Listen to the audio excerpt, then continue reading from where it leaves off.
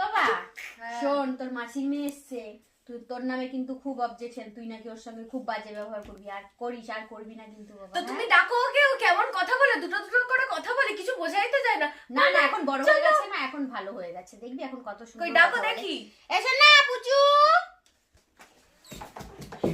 ডাকো দেখো, দেখেছো? বললো কিছু এই যে বলছিলে? দেখ দিদি কি বলছে, শোন দিদি। বল, কি বলছিলে? কেমন আছিস? বললো বল।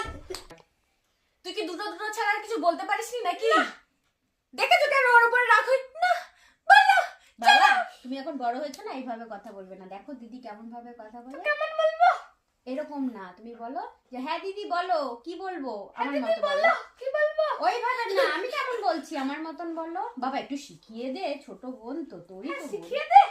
কার সাথেও প্রেম করে, তুমি জানো রাত্রিবেলা আগের বার এসে কার সাথে কথা বলেছিল, খালি বলছে তুমি বলো তুমি বলো। ওই মেয়েটা আবার কিছু বলছে, না তুমি বলো, না তুমি বলো। কার সাথে রোজই বলি, আজকে তুমি বললো। ওই দেখো, দেখেছো কেন ওর উপর রাগ করি? আর কিছু বলবি না নাকি? তুই বড় হয়েছিস এত বড় না। এই মাসির মেয়ে, তুই কিন্তু আমার রাগিয়ে দিচ্ছিস কিন্তু এবার আমাকে। কে রাগালো? দেখেছো তুমি, দেখো তুমি দেখো কেরম ভাবে কথা বলছে। রাগালো